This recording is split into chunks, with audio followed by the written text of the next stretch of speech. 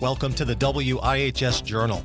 Matt Harper with you, and joining me in studio today is Casey Sabella, pastor of Motion Church in Waterbury.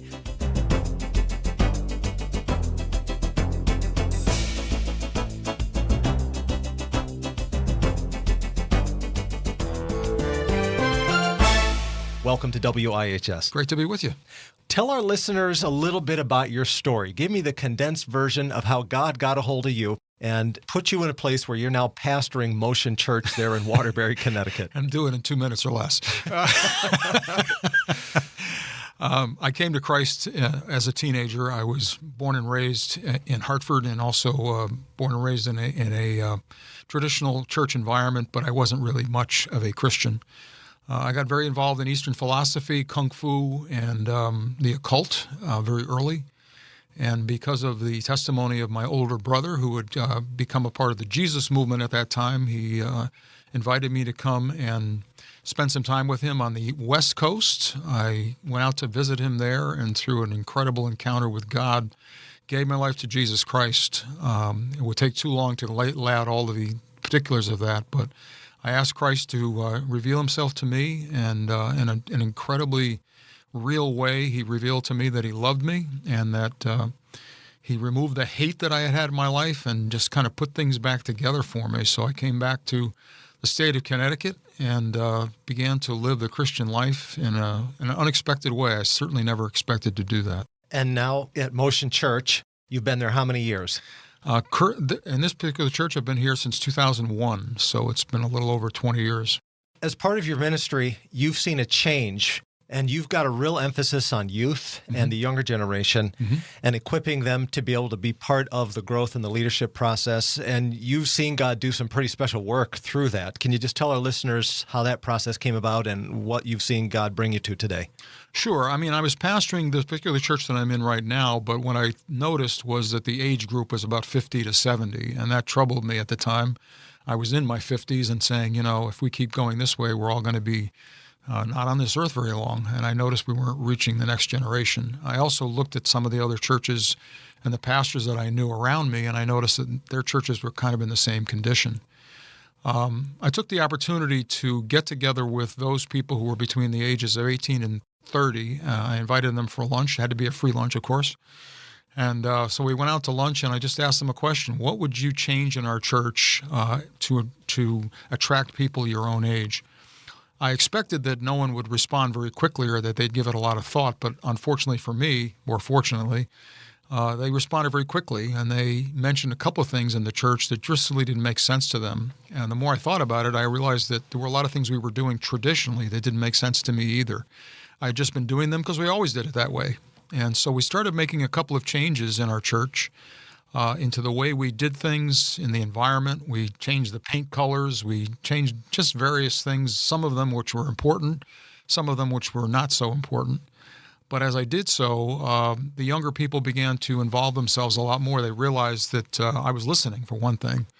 And secondly, that some of their ideas could be incorporated into our church. So they began to attend more. And some of the folks that were in the church started attending less. They said this church is being taken over by young people, which I thought was kind of curious. They were the ones who made all the complaining. And then when it changed, they didn't want to be there anymore. So it really revolutionized the way we functioned. And the church began to just have a lot more young people, a lot more children. And that began to grow. So through the years, now it's become a church that is really multi-ethnic, multi-age, really ages, I'd have to say really zero, because we have a couple of pregnant gals, but 0 to probably about 80, so all over the place. But really a pleasure to pastor it now. One thing you can't deny is when you see the hand of God at work. And it's exciting to hear that there are churches like yours where God is at work. Amen. And it's not just stuck in one generation. Yeah, none of it's my fault either, so that's great. Well, maybe what is your fault, and I say that jokingly, the books you've written. Okay. And not only that, but the world of podcasting that you've gotten into. Please let our listeners know what those books are, what they're about, how they can find them. Talk about your podcast, because I really would love folks to be able to take advantage of how God's using you in these ways.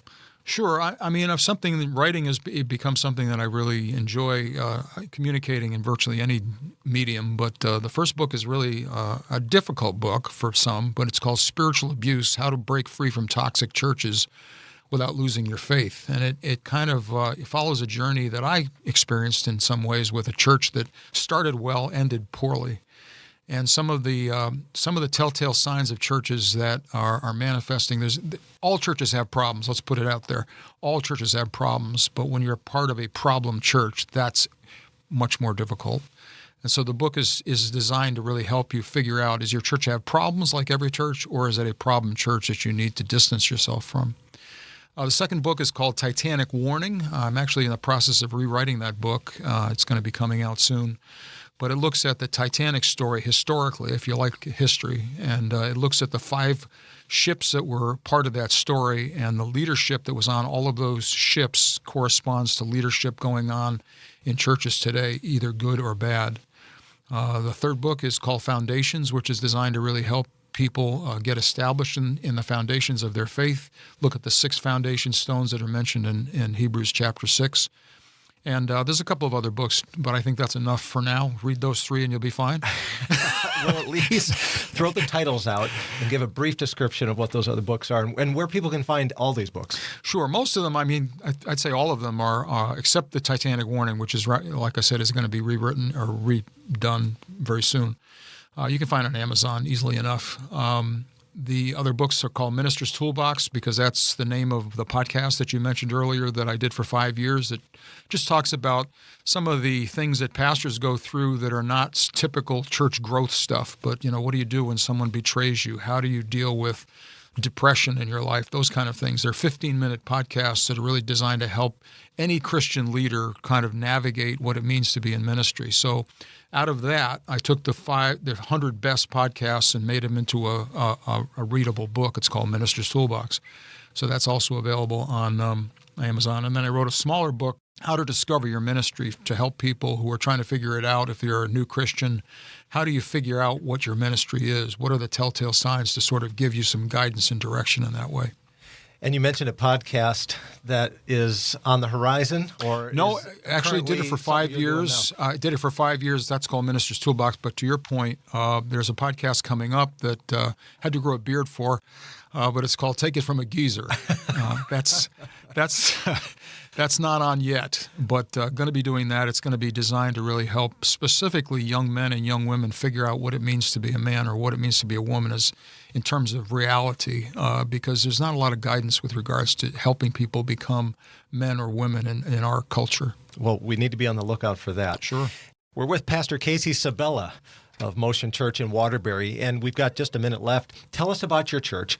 Sure. My Motion Church is the website, mymotionchurch.com, and that can tell you just about everything you need to know about the church. It is located in Waterbury. We're in what used to be a boxing ring a couple of years ago, and some volunteers in our church turned a boxing ring into a sanctuary. I'm not sure we've gotten rid of all the fighting yet, but it no longer looks like a boxing ring anyway. But obviously Sunday mornings at 10 o'clock, and you're welcome to be part of that. We have donuts from Brooklyn Bakery, the best bakery in all of Waterbury. So that you can start the day with coffee and a donut, but come and join us. Casey Sabella, pastor of Motion Church in Waterbury. If you're in that area and you're looking for a local church where God is at work, something's happening, give them a visit. Go check them out. Or tell people in that area who might need a good church to go check out Motion Church. Casey, thank you for being a partner of WIHS and allowing us to be part of helping to spread the word about what God's doing at Motion Church. Our pleasure.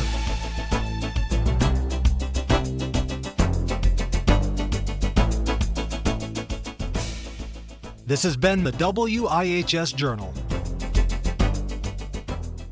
The WIHS Journal is a community news and public affairs program highlighting regional current events and topics of interest, and can be heard Mondays, Wednesdays, and Fridays at 12:13 p.m. and 5:50 p.m. right here on your station for hope and encouragement. 104.9 WIHS.